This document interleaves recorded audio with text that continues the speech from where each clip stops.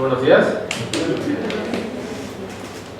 A nombre del doctor Raúl Contreras Bustamante, director de nuestra Facultad de Derecho, y del doctor Tito Armando Granados Carrión, jefe de la División de Universidad Abierta, les damos la bienvenida a la presente conferencia que se titula Prisión Preventiva Oficiosa, la cual será impartida por el doctor Ángel Alonso Trujillo. El doctor es licenciado en Derecho por la Universidad Autónoma Metropolitana. Es maestro en Ciencias Penales y doctor en Derecho por la Universidad Nacional Autónoma de México, ambos aprobados con mención honorífica. Cuenta con la certificación docente en el Sistema Procesal Adversarial y pertenece al claustro de doctores en Derecho de esta facultad. Se ha desempeñado en la Administración Pública Federal y local, ocupando diversos cargos en la Procuraduría General de la República, en la Procuraduría General de Justicia del Distrito Federal y en la Comisión Nacional de Derechos Humanos. Actualmente es defensor público federal adscrito al Quinto Tribunal Unitario en materia penal del primer circuito. Ha publicado diversos artículos en diversas revistas de derecho. Es docente en el posgrado y licenciatura en la Facultad de Derecho y docente de las asignaturas de Garantías y Amparo en materia penal y Teoría de la Culpabilidad en la División Universidad Abierta de la Facultad de Derecho. Con motivo de esta conferencia,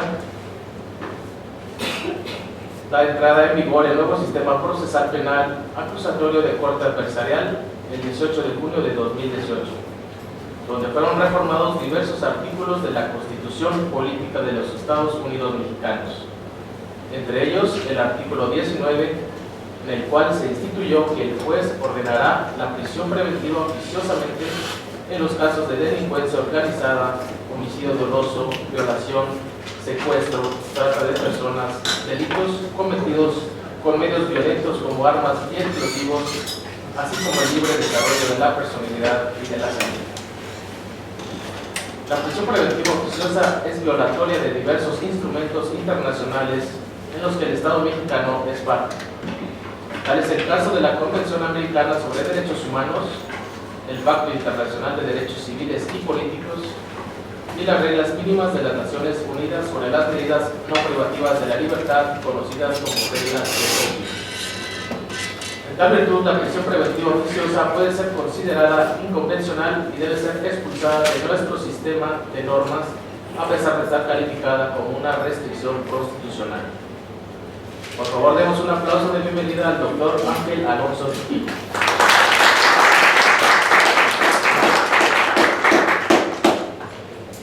Muchas gracias. Agradezco la invitación que se me hizo por parte de esta Facultad de Derecho y de la División del Sistema de Universidad Abierta, pues para dar este ciclo de conferencias y que el día de hoy nos convoca el tema de la prisión preventiva oficiosa. Efectivamente, pues vimos que hubo una reforma constitucional en el año del 2008, donde, entre otros artículos, se reformó el artículo 19 constitucional. En este artículo 19 constitucional se estableció la figura de la prisión preventiva oficiosa, pero también en este artículo se estableció a nivel constitucional la prisión preventiva justificada. Sí, sin embargo, el tema que nos convoca, aclaro, será el de la prisión preventiva oficiosa. Sin embargo, lo primero que podemos advertir de esta reforma constitucional del 18 de junio del 2008 es que se establece una restricción de carácter constitucional al establecer el legislador en el artículo 19 constitucional un catálogo de delitos por los cuales la persona que es sujeta a un proceso penal no puede seguir este proceso en libertad, sino debe de estar sujeta, privada de su libertad durante la duración de su juicio. Entonces, también hubo posteriormente otra reforma. Ahora, en el mes de febrero de este año, también se reformó nuevamente el artículo 19 constitucional, donde el legislador consideró que se tenía que ampliar aún más el catálogo de delitos para restringir la libertad personal por la llamada prisión preventiva oficiosa. Y como nos podemos dar cuenta, entonces, la tendencia del legislador prácticamente viene avisorándose en ir ampliando este catálogo, porque si nosotros hoy en día escuchamos algunas noticias, nos podemos dar cuenta de que ese catálogo se pretende ampliar todavía más en tratándose de delitos de carácter fiscal, ¿sí? Obviamente, cuando se supere cierta cantidad de lo defraudado al fisco federal, pero que también ya existe esa tentativa por parte del legislador de seguir y seguir y seguir ampliando ese catálogo de restricciones constitucionales, de restricción a la libertad personal.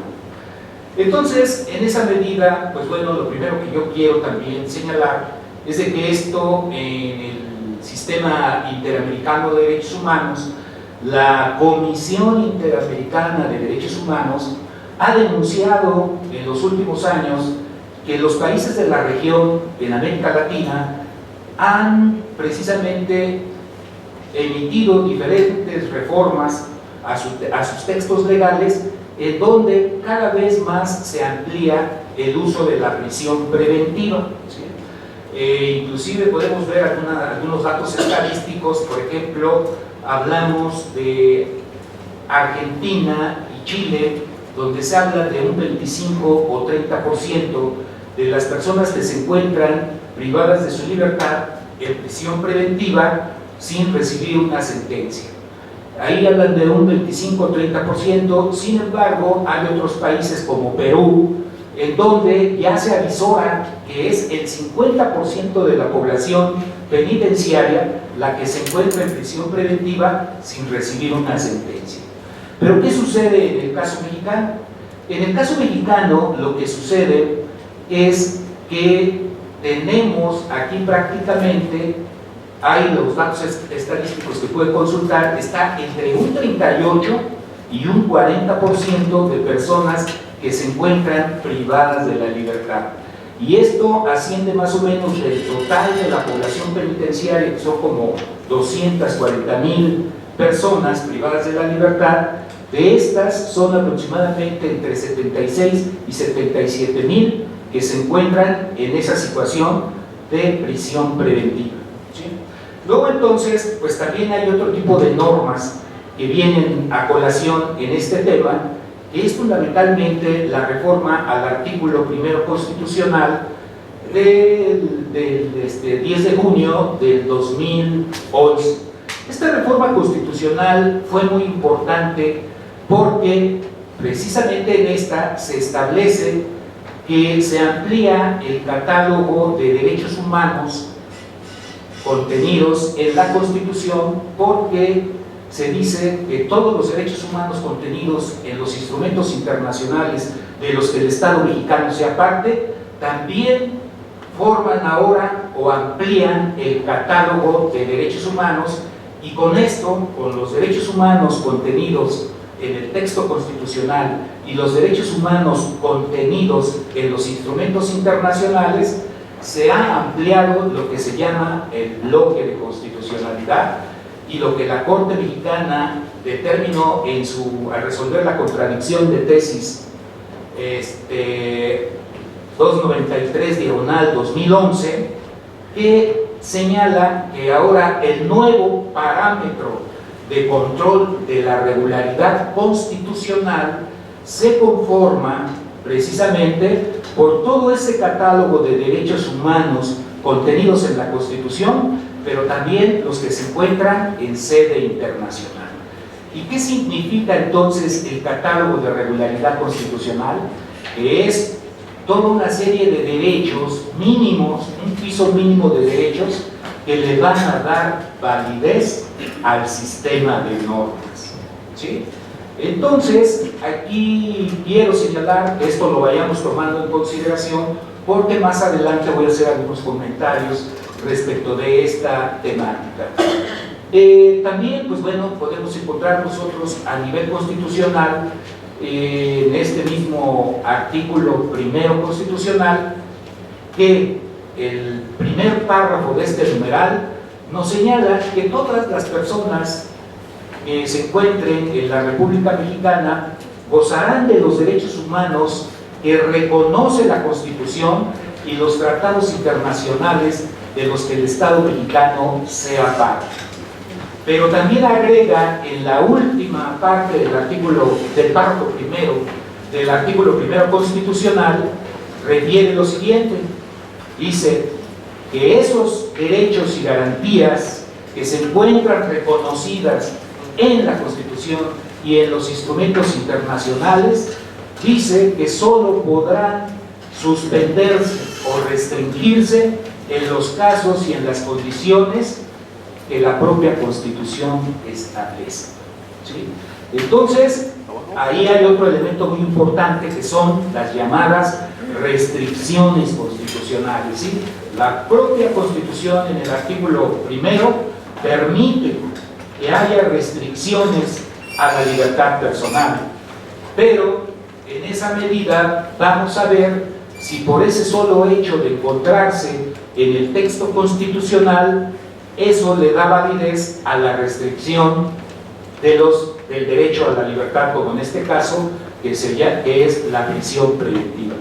Yo traigo una postura que no me adelanto, no comulgo con lo que resuelve la Corte Mexicana, sin embargo, bueno, ahorita será motivo de un comentario.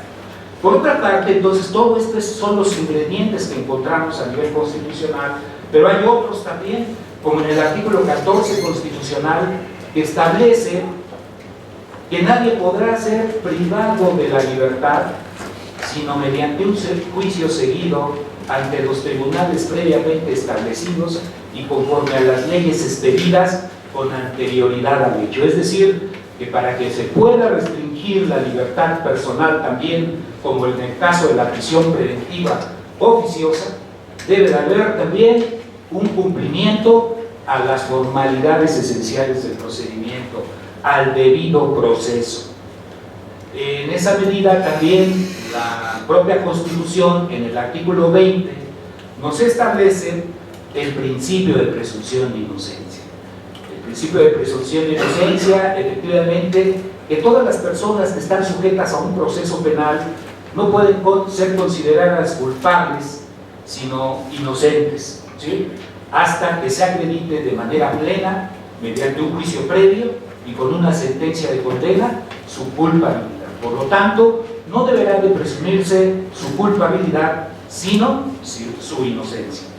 En este contexto, entonces, también hay otros ingredientes que es importante señalar, que vienen a nivel constitucional: la Convención Interamericana de Derechos Humanos, el Pacto Internacional de Derechos Civiles y Políticos, las reglas de Tokio, que también ahorita se hizo referencia en la reseña que les proporcioné aquí a la universidad para la presentación, y bueno, donde prácticamente se establecen muchos criterios, donde se señala que la última ratio es la privación de la libertad, que la regla general es que todas las personas deben de ser juzgadas en libertad y no privadas de la libertad, que también opera a su favor la presunción de inocencia, que la prisión preventiva tiene un carácter de excepcionalidad, un carácter excepcional, y que solamente en casos donde se encuentre debidamente justificada por el agente del Ministerio Público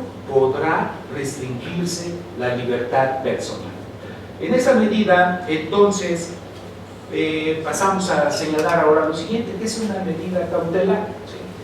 Pero una medida cautelar pues no es otra cosa más que aquella que se establece por un órgano jurisdiccional a efecto de garantizar los fines del proceso penal. ¿Y cuáles son los fines del proceso penal?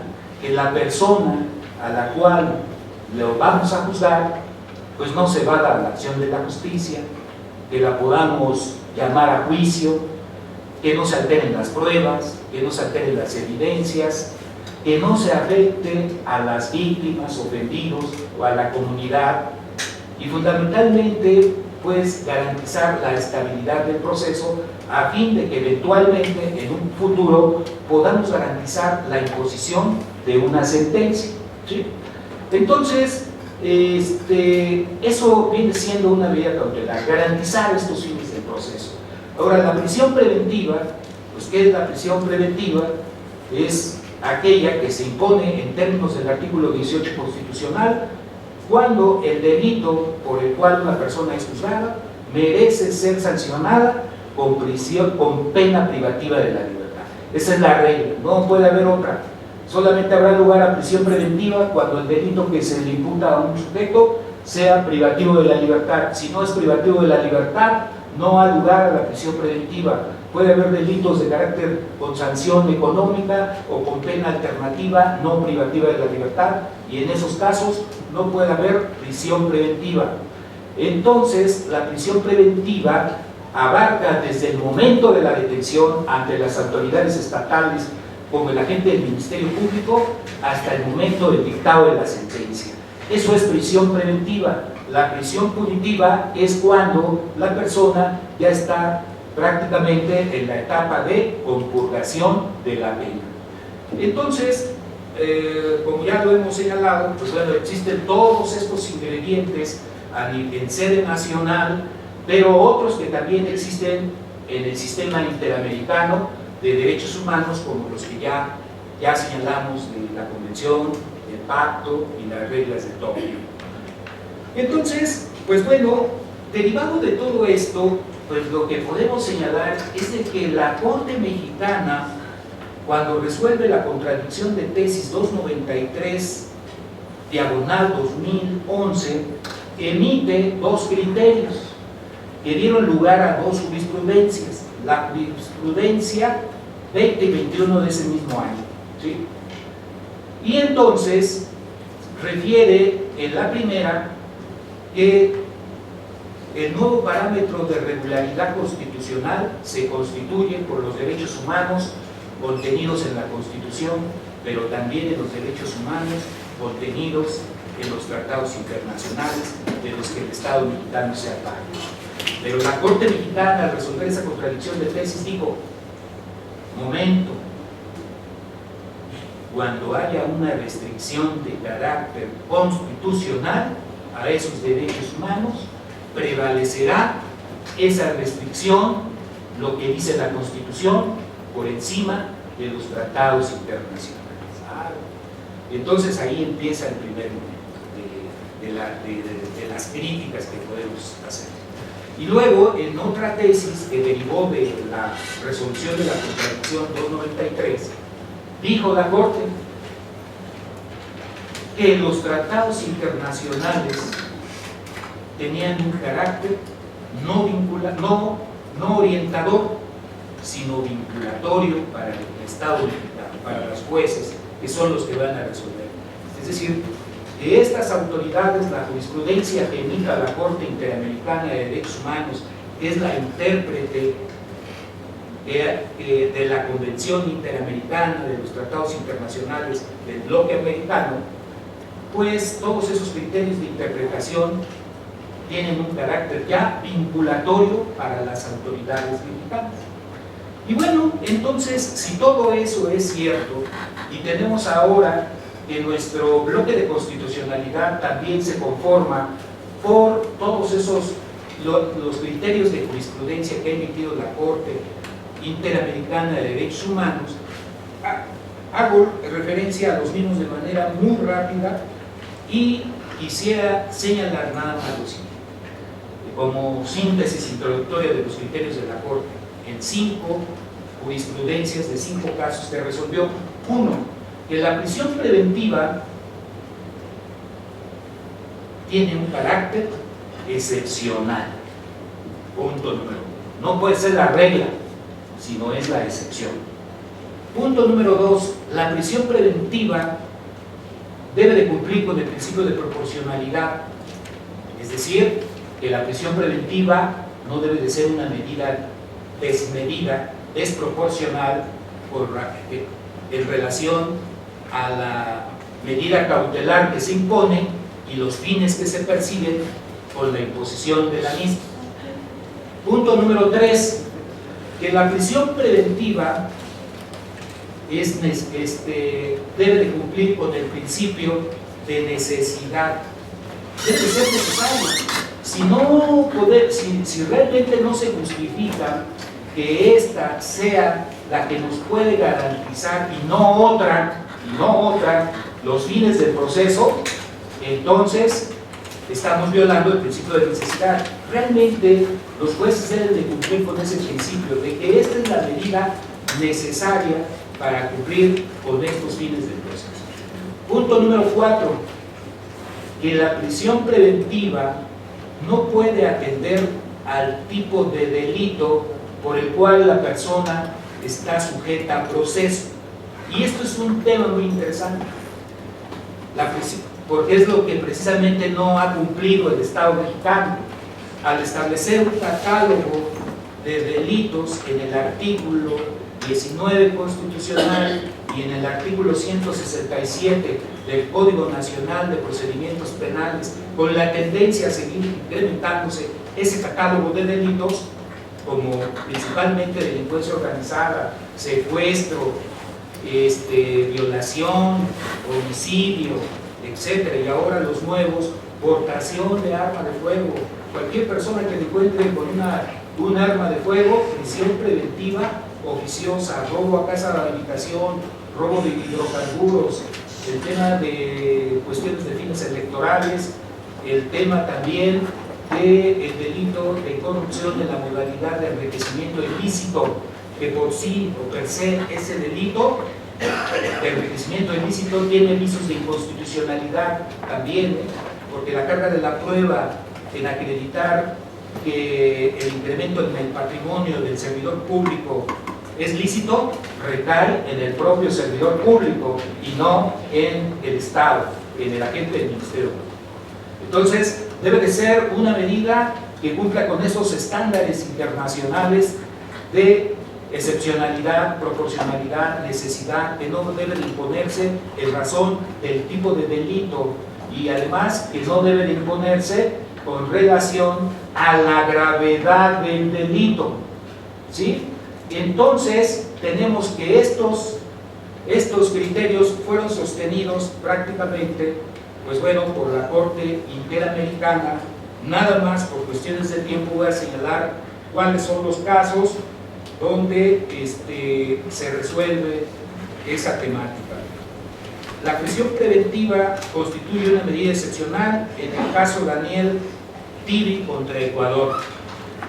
Luego, la prisión preventiva debe de ser proporcional. Obviamente hay otros criterios, pero esos son de los más importantes donde la Corte resuelve esto. Por ejemplo, el segundo, la prisión preventiva debe de ser proporcional, surgió del caso Óscar Barreto contra Venezuela. Luego, también que la prisión preventiva debe de ser necesaria, surge del caso Palamara Iribarne contra Chile. Y luego, la prisión preventiva no puede estar determinada por el tipo de delito. Esto surge del caso Suárez Rosero contra Ecuador. Y luego, la última, la prisión preventiva no puede ser determinada únicamente por la gravedad del delito. Esta surge de una jurisprudencia del caso López Álvarez contra Honduras, ¿sí? Entonces, pues bueno, palabras más, palabras menos, por cuestiones de tiempo, que desafortunadamente es muy poco, porque este tema da para más cada vez. En lo particular, a mí es un tema que me ha interesado mucho sobre las restricciones a la libertad personal, porque en los 30 años que llevo como servidor público, pues siempre mi trabajo ha tenido que ver y tratar con gente privada de la libertad. Entonces, ¿cómo rayos no me va a interesar ver estos temas, no? Que es lo más importante. Ya en 30 años, ¿cuánta gente no he platicado y han llorado conmigo, unos culpables, otros inocentes? Pero efectivamente la prisión preventiva es una de las medidas más graves que el Estado mexicano pueda imponer a una persona si no se cumple con estos principios básicos que efectivamente estoy señalando. Y ahora, entrando precisamente ya en materia, traigo una parte donde hay una serie de críticas a esta medida. Sin embargo, quisiera adelantarme al análisis que yo traigo. Creo que es a partir de esa cuestión que creo que es interesante, y luego dejar, si nos da tiempo, ya lo último. Bueno, habíamos hablado de restricción constitucional. Lo primero que entonces podemos avisorar, y eso es muy legítimo, es que la gente, todos nosotros, decimos, bueno, pues lo primero que existe es que cuando alguien nos roba, cuando alguien nos defrauda, cuando alguien nos agrede en nuestro patrimonio, comete un delito, un secuestro, en los temas de delincuencia organizada, pues efectivamente yo creo que si ahorita dijéramos, a ver, alcen la mano, ¿quién está en desacuerdo en que no se le prive de la libertad a su agresor? Pues yo creo que muy pocos lo harían, ¿verdad? La mayoría dirían, no, sí, pues eso es lo primero que queremos, que se le prive de la libertad a las personas que cometen delitos. Y no nos interesa la gravedad del delito, no nos interesa la forma de intervención de la persona en ese delito. Porque no es lo mismo, por ejemplo, ahora en el tema del robo de hidrocarburos, el huachicol, que está justificado, pues bueno, por una medida de política criminal del Estado, pero si nosotros nos remontamos a lo que pasó en Hidalgo, no sé, no recuerdo si fue a inicios de este año o el año pasado, donde, en este año, donde empieza precisamente ahí la gente a extraer el hidrocarburo, pero pues había gente del pueblo sin ningún grado de peligrosidad, gente común y corriente, de escasos recursos económicos, pero que atrás de ellos hay toda una serie de mafias de la delincuencia organizada. Bueno, yo creo que efectivamente por cuanto hace a estos miembros de la delincuencia organizada, creo que no habría la menor duda en pensar que sí se podría justificar la imposición de esa medida cautelar, insisto, prisión preventiva oficiosa, la que estamos tratando de aquí. Pero la persona del señor campesino, del pueblo, que andaba ahí subiendo su cubetita de hidrocarburo, realmente se justificará, será proporcional, será necesaria esa medida en automático cuando se emite en la audiencia inicial con la formulación de la imputación. Este señor viene por robo de hidrocarburos. Pobre señor, sí me robé una cubetita, pues robo de hidrocarburos. Entonces me parece que esto pues no puede ser posible, y tampoco yo estoy justificando que efectivamente se genere impunidad, y voy a señalar lo siguiente. Entonces tenemos que la Constitución nos establece restricciones constitucionales, artículo primero, ok, pero a mí me parece que haciendo una interpretación sistemática de todos estos principios que ya señalamos, de todos estos artículos, y de que la misma Constitución nos está diciendo que hay un nuevo bloque de constitucionalidad, que no nada más son los derechos humanos contenidos en la Constitución, sino también los de los tratados internacionales. Entonces, y que estos son vinculatorios, la jurisprudencia también para el Estado mexicano, entonces creo que efectivamente las restricciones constitucionales, sí, efectivamente debe de haber restricciones constitucionales, pero estas restricciones constitucionales, como la restricción de la libertad personal, debe de estar siempre justificada. Punto. ¿Y por qué? Porque si nosotros regresamos al artículo 19, el 19 nos habla de dos tipos de prisión preventiva, la justificada y la oficiosa.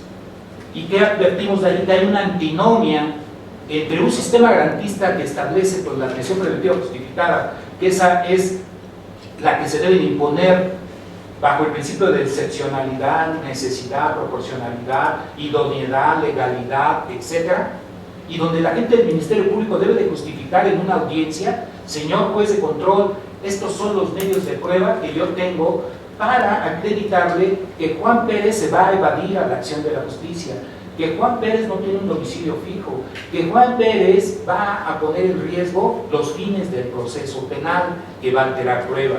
Y esto no debe de ser en un estándar probatorio del acto de prueba, sino debe de ser en un estándar probatorio todavía más alto, ¿sí? Y me explico. El 19 constitucional habla también del auto de vinculación a proceso. El auto de vinculación a proceso, como ustedes ya lo saben, requiere para su imposición un estándar mínimo de prueba, ¿cierto? ¿Por qué? Porque dice que se podrá imponer o dictar vinculación a proceso cuando exista indicio objetivo razonable que así lo haga presumir que se haya cometido un hecho, ¿sí? El hecho que la ley señala como delito. Fíjense, nada más indicios que hagan presumir que se cometió un hecho. Y ya con ese tema, el estándar de prueba vinculo a proceso. Entonces, si nosotros sostenemos que ese mismo estándar de prueba, de indicio probable, debe de ser el que se tome en cuenta para la imposición de una medida cautelar como esta, eso es incorrecto. Porque si no, entonces en automático, pues vinculamos a proceso y pues en automático dictamos prisión preventiva, punto. Pero en el tema de la prisión preventiva oficiosa el juez ya no tiene ningún problema y el agente del Ministerio Público menos. ¿Por qué? Porque nada más va a ver su código, va a decir delincuencia organizada, ¡pum! Vámonos, prisión preventiva oficiosa. No hay un debate entre las partes. Se violentan precisamente los principios del sistema acusatorio. Principios del sistema acusatorio: presunción de inocencia, principio de contradicción, principio de debate, la oralidad en las audiencias. Que la gente del Ministerio Público justifique esta prisión preventiva. Entonces, efectivamente, cuando esto no sucede, entonces se abre la puerta falsa para creer que el Estado mexicano está cumpliendo con sus obligaciones de brindar seguridad pública. Y efectivamente eso es lo que sucede en la conciencia pública.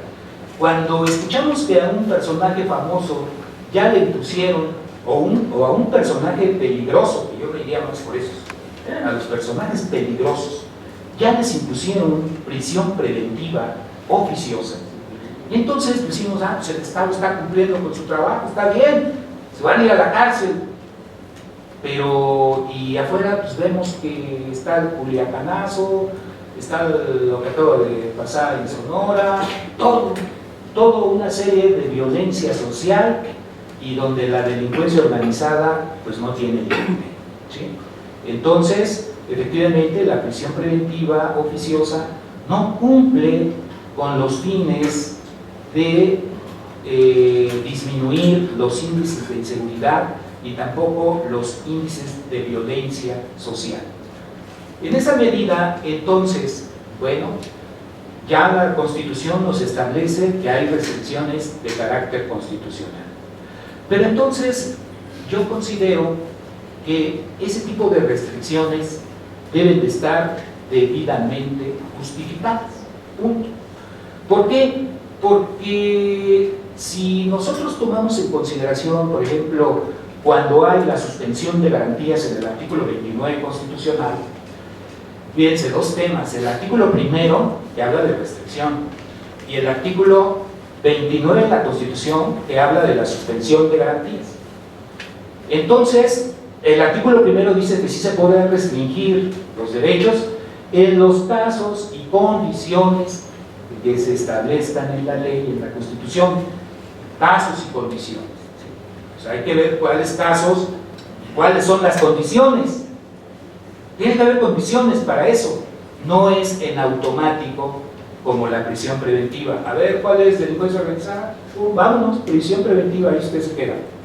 No. Entonces, cuando hay restricción, suspensión de garantías como el artículo 29, el propio artículo 29 constitucional establece un catálogo de delitos por los cuales sí se pueden restringir o suspender más bien ciertos derechos, ¿sí? En los estados de excepción. Una invasión extranjera, alguna cuestión que se ponga en riesgo la paz de la nación, la paz pública, y que establece ciertos requisitos donde hay que pedirle también opinión a la Cámara de Diputados, Cámara de Senadores, a la Suprema Corte de Justicia de la Nación, y que establece un catálogo que dice, ¿saben qué? Solamente estos sí se pueden restringir en los estados de excepción, pero estos no. ¿Como cuáles? No puede haber desaparición forzada de personas, no puede haber actos de tortura, no puede tampoco violarse el principio de dignidad de la persona como principio supremo de los derechos fundamentales. Pero hay otros que sí, a lo mejor, bueno, la libertad de prensa, la libertad de asociación, el libre tránsito, usted no puede salir a ciertas horas a la calle, etc. Pero también otros que solamente las personas podrán ser detenidas por delito flagrante o caso urgente, ¿sí? Hay ciertos supuestos donde no se permite la suspensión de garantías, se sigue conservando esos derechos. Tengo el derecho a conservar un nombre, una identidad, etc. Entonces, si esto es cierto, entonces las restricciones constitucionales como la prisión preventiva oficiosa, en todo caso, debe de ser también de manera justificada, no debe de ser arbitraria, debe de cumplir con ciertos requisitos para su imposición, porque entonces nosotros llegaríamos a pensar que el día de mañana al legislador se le va a ocurrir elevar a rango constitucional una restricción, como por ejemplo que todas las personas que tengan matrimonio del mismo sexo, o persona del mismo sexo, no tendrán derecho a recibir una pensión jubilatoria. Entonces ya está a nivel constitucional, lo ponemos en el artículo X, que ustedes quieran. Oye, espérate, eso está violando una serie de derechos, pero entonces el legislador dice, no, como esto está a nivel constitucional, pues ya esta es una restricción. O todavía otra que se me ocurre. Efectivamente, todas las personas que tengan antecedentes penales en la República Mexicana no podrán salir a la calle a partir de las 10 de la noche. Y se eleva a rango constitucional, porque este es un tema de seguridad pública. Pues ya se pone también en la Constitución. Entonces, esto evidentemente traería una serie de contradicciones con todo el sistema del piso mínimo de derechos humanos contenidos en los tratados internacionales y principios que se encuentran contenidos en la propia Constitución, es decir, principios, fundamentos que fundamentan el orden constitucional y legal.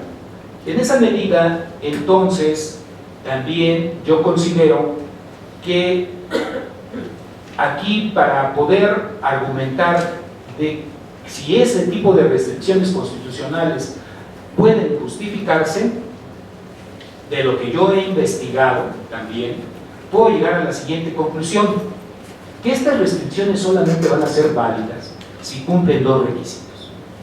Primero, un requisito de carácter formal y un requisito de carácter material. Me explico. El requisito de carácter formal quiere decir que este tipo de restricciones siempre se tendrán que contener en una norma general, ¿sí? O sea, que se eleven a una norma general, que se encuentren contenidas en una norma y que precisamente esa norma pues cumpla con las formalidades de un proceso legislativo donde la apruebe y se le dé validez a ese tipo de norma. Ese es el requisito formal. Me parece que en esa medida lo que dice el artículo primero constitucional pues sí lo cumple, ¿verdad? Porque ahí está, se hubo un proceso legislativo y está contenida en el artículo primero constitucional la regla general de la restricción constitucional, y luego el artículo 19 con prisión preventiva oficiosa, y luego hay otras que están en el Código Nacional 167 con todo el catálogo y el que establece prisión preventiva oficiosa. Sin embargo, en el segundo requisito, que es de carácter material, ¿esto qué significa? Que esta norma debe de tener un fin legítimo. Que este tipo de norma debe atender al bien común, que este tipo de norma debe de atender a un Estado de Derecho, que este tipo de norma debe de entrar en armonía y no en antinomia con los principios que sustentan el orden constitucional y el orden internacional en materia de derechos humanos. Entonces, si nosotros revisamos la prisión preventiva, que es una imposición de una medida cautelar privativa de la libertad en forma automática, sin un juicio previo, violando el principio de última ratio, el principio de excepcionalidad, y se convierte en la regla y no en la excepción, sino en la prima ratio, donde no nos interesa si es necesaria o innecesaria, donde no nos interesa si es proporcional o desproporcional, pero que se atiende al tipo de delito contenido en un catálogo y que se atiende también a la gravedad de ese delito. Entonces, pues me parece que esa restricción constitucional no está cumpliendo o no está cumpliendo con el requisito material. Es decir, porque no entra en armonía ni cumple un fin legítimo, ¿sí? Porque el fin legítimo también sería justificar por qué razones y motivos con esa medida de restricción de la libertad de manera automática, que es la prisión preventiva oficiosa, se van a garantizar los fines del proceso, ¿sí? Entonces, yo considero que este tipo de restricción constitucional de la prisión preventiva oficiosa, al no cumplir con el requisito material de validez que debe de cumplir las normas, evidentemente tiene visos de inconvencionalidad. Y además podría yo sostener, y hay que atrevernos a hacer eso, que es inconstitucional. Y entonces ahorita ustedes dicen, a ver, maestro, ¿cómo que es inconstitucional si está en el 19? Por favor, si está en la Constitución, pues no puede ser inconstitucional. Claro que sí, ¿por qué? Porque en términos del artículo primero constitucional, el bloque de constitucionalidad y el parámetro de regularidad constitucional ya no nada más es los derechos que están contenidos en el texto constitucional, sino también los que están en sede internacional, y no deben importar la jerarquía, ¿sí? Y entonces, al formar parte de todos estos principios que les acabo de señalar, que están en los instrumentos internacionales, y si ya forman parte de este bloque de regularidad constitucional, luego entonces pues entran en contradicción con la prisión preventiva oficiosa, y por eso sí es ya inconstitucional, ¿sí? Al principio, cuando hablamos de estos temas, nos daba miedo decir, no es inconstitucional si está en la Constitución. No, pero en nuevas reflexiones, analizando lo que ha dicho la propia Corte y lo que dice la doctrina y la jurisprudencia interamericana, pues efectivamente. Entonces, en esa medida es inconvencional la prisión preventiva oficiosa, y por lo tanto creo que es importante que los jueces de control se atrevan a emitir resoluciones donde hagan un control de la convencionalidad a efecto de inaplicar este tipo de normas, aunque se encuentren en sede constitucional, debiendo de tomar en cuenta no el tema de las jerarquías. Fíjense, aquí hay un tema muy importante. La Corte Mexicana dijo que los tratados, la relación que tienen los tratados internacionales con los derechos humanos contenidos en la Constitución no se relacionan en términos de jerarquía. ¿Ves? Se dice que no tiene, ni uno está arriba ni uno está abajo, tienen el mismo nivel, ¿sí? Jerárquico, tienen el mismo nivel, porque hay una ampliación solamente del catálogo de derechos humanos de ser internacional a la Constitución, pero así lo dijo en la 293, la contradicción de tesis. Y se tienen el mismo nivel jerárquico aquí. Es más, dijo, no es una cuestión de jerarquía, ¿sí? ¿Y por qué? Porque en razón del principio de indivisibilidad e interdependencia de los derechos humanos, todos tienen el mismo nivel jerárquico. Ni uno puede estar por encima de otro, ni abajo de otro. Ese es un tema. Entonces, si los tratados internacionales también cumplen, fíjense, los tratados internacionales, igual, como dije, de la restricción constitucional, los tratados internacionales cumplen con el requisito formal y material. Formal porque pasaron por un proceso legislativo, y material cumplirán con ese principio siempre y cuando no contradigan los principios del orden constitucional. Al tener esas dos características, sirven ahora como elementos de validez también del orden jurídico mexicano. Entonces, este es un punto. Qué interesante entonces poder determinar que este no es un tema de jerarquías.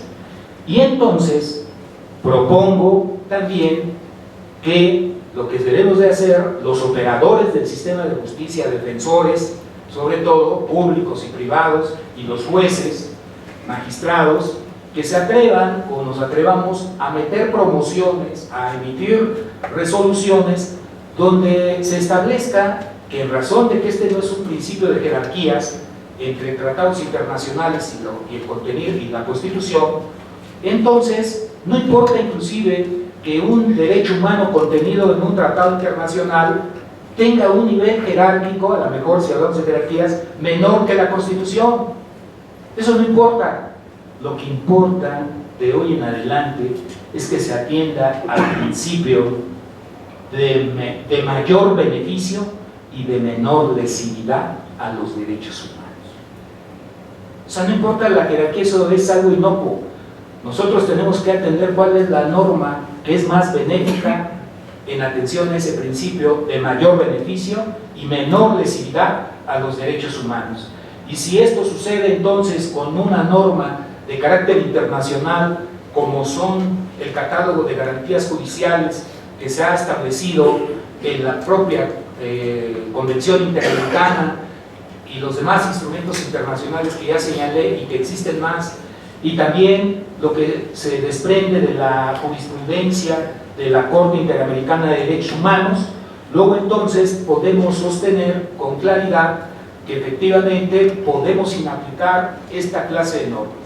Pero no nada más eso, las restricciones constitucionales y legales, sino también podemos nosotros inaplicar, o los órganos jurisdiccionales, inaplicar la jurisprudencia de la Corte Mexicana, aunque sea el máximo tribunal constitucional de este país.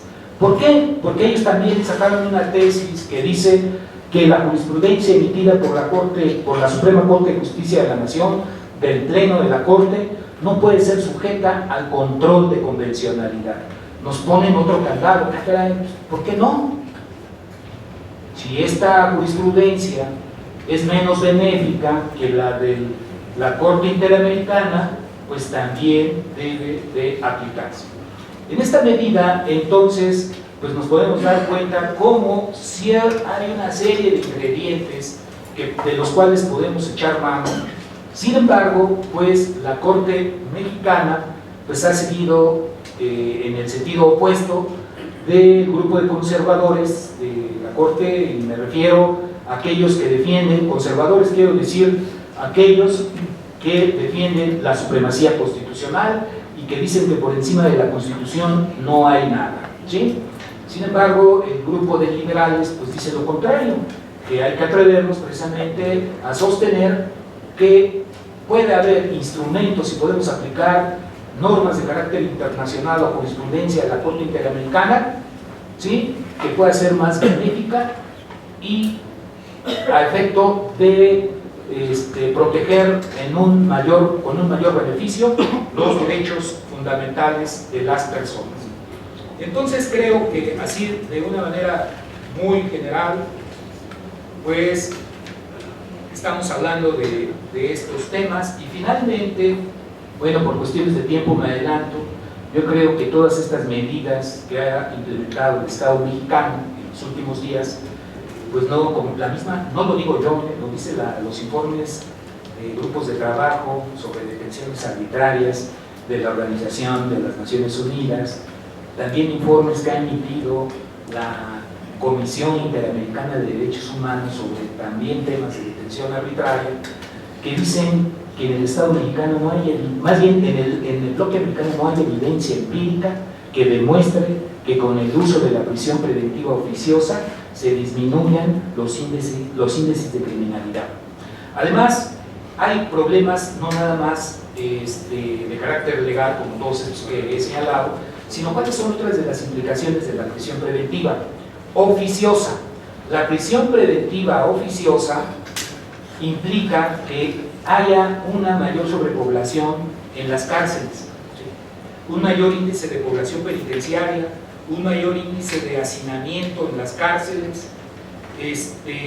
Traigo aquí un dato interesante, porque les había comentado que tenemos más o menos un 38-40% de personas privadas de la libertad, es decir, en prisión preventiva aquí en México. Estos datos son de México Evalúa, y pues ellos nos están señalando que hay más o menos 76.321 personas en esta condición de prisión preventiva oficiosa, lo cual representa mantenerlos al día con 202 pesos diarios, nada más a estos, 76.321, 202 pesos diarios es el costo de manutención de un interno, darle de comer, y lo que implica al día aquí en la República Mexicana 15.4 millones de pesos, ¿sí? Y que al año implica gastar 5.620.000 millones de pesos, ¿sí? 620 millones de pesos. Entonces, pues aparte de la violencia, el autogobierno que trae el hacinamiento de las cárceles, y además, pues bueno, lejos de evitar que los índices de criminalidad disminuyan, tenemos que en el año 2018 cerró con una estadística de 1.202 homicidios dolosos, ¿sí? Lo que quiere decir que cada vez más se está incrementando la violencia, y la prisión preventiva pues en nada ha servido. En conclusión, yo lo que propongo entonces es que efectivamente sí debe haber una prisión preventiva, pero la prisión preventiva debe de ser justificada en todos los casos, y donde se cumpla precisamente con estos estándares mínimos de derechos humanos a los que ya hice referencia en esta plática, porque de lo contrario pues se seguirá violentando el principio de la presunción de inocencia. Y además hay otro tema muy interesante que con ese quisiera también cerrar, que es la última parte del artículo 167 del Código Nacional de Procedimientos Penales, que establece que el juez de control no podrá, más bien dice, no impondrá prisión preventiva oficiosa en los casos que el agente del Ministerio Público le solicite, y donde el agente del Ministerio Público establezca que ese tipo de medida cautelar no satisface o no cumple con el principio de proporcionalidad, ¿sí? Entonces aquí imagínense, se le está dejando en manos del agente del Ministerio Público el pedir todavía que no se imponga la prisión preventiva oficiosa, lo cual, pues bueno, se me hace una aberración. En conclusión, quiero concluir diciendo algunas palabras del doctor Sergio García Ramírez, que es una persona a la cual admiro y es muy respetable en el ámbito jurídico y constitucional, y sobre todo en materia de derechos humanos, cuando él dice que la labor de legislar efectivamente es una delicada y noble misión que tiene el legislador. Sin embargo, respecto del juez, el juez cuando tiene una contienda en sus manos no tiene la posibilidad de abstenerse de resolver, ¿sí? El juez tiene que resolver, emitir una resolución. Sin embargo, el legislador cuando tiene una contienda y tiene por qué y para qué legislar, lo debe hacer, pero también es un deber y cumplir con una misión de interés general, que cuando no hay para qué y por qué legislar, entonces el legislador debe de abstenerse de hacerlo, porque esa es una forma de servir al pueblo. Gracias.